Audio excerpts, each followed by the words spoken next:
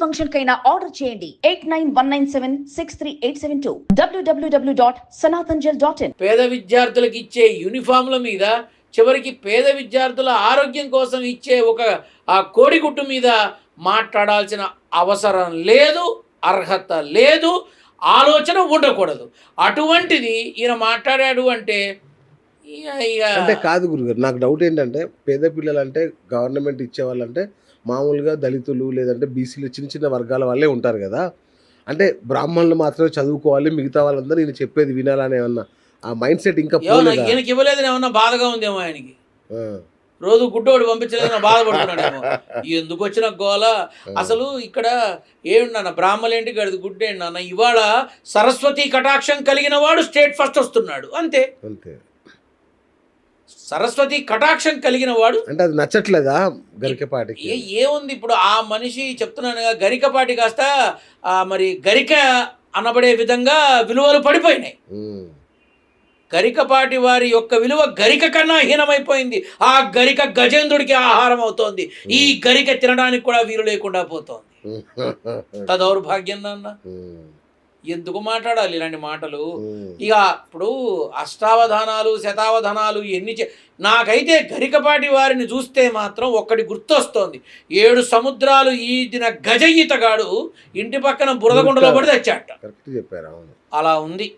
ఎందుకు ఏడవన పద్మశ్రీ అవార్డు వచ్చి కూడా ఇలా అందరితో ఇప్పుడు చూడు 100 పైబడి ఎలా మాట్లాడుతున్నారో ఆ మనిషిని. అవును, అవసరమా? ఇంతకన్నా దౌర్భాగ్యం ఏంటి? నోరు లేదు అసలు. కాబట్టి జాగ్రత్తగా ఉండాలి. కాదండి, కోడిగుడ్డు 10 రూపాయలు, పుస్తకాలు 50 రూపాయలు 100 రూపాయలు అనుకోండి.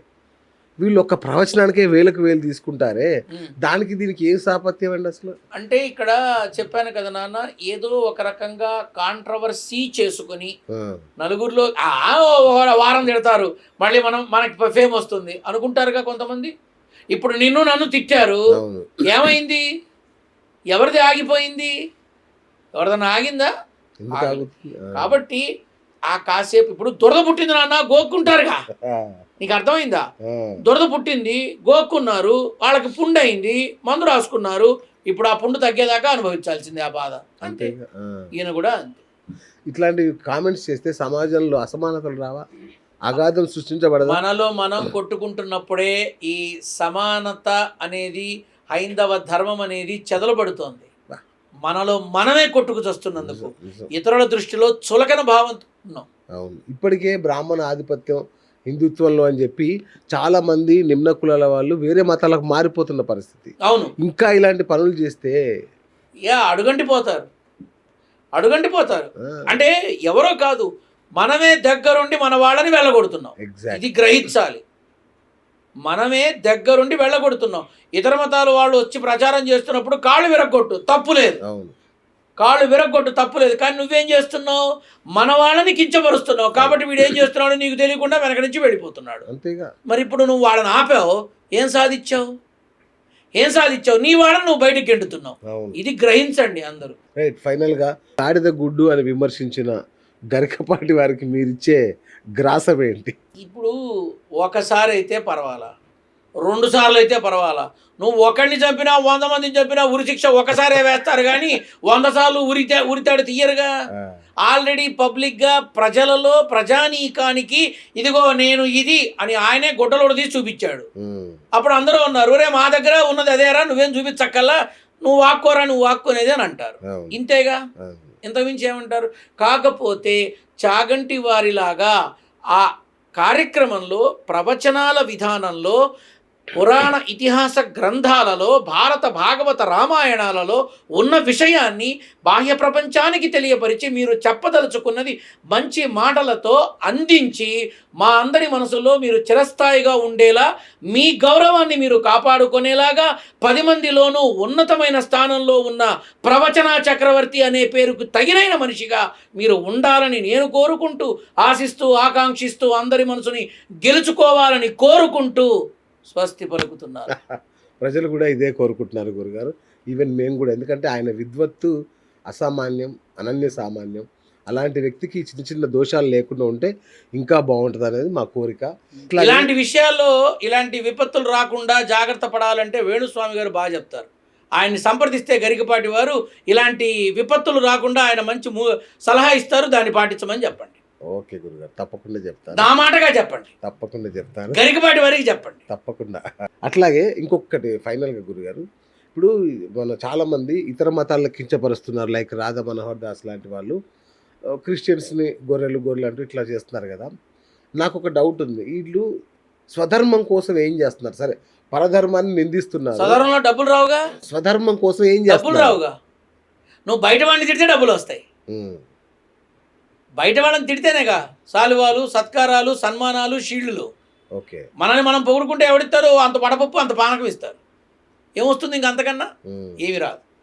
డబ్బులు ఎటు నుంచి వస్తాయి ఆ విషయం తెలిసిన తర్వాత ఊరికే ఎందుకుంటారు? ఓకే, అంతే. నన్ను ఎవరైనా డబ్బు కోసం కాకపోతే దేనికి నన్ను మాట్లాడేది? నిజంగా నీకు అంత గడిచి ఉంటే నేను చెప్పిన వాళ్ళ దగ్గరికి వెళ్ళి మాట్లాడి నువ్వు ప్రాణాలతో బయటికి రా, బయట తిరుగు. ఎవరి వల్ల కాదు. Let us be in the practical. India టీంలో హిందువులే ఉన్నారా?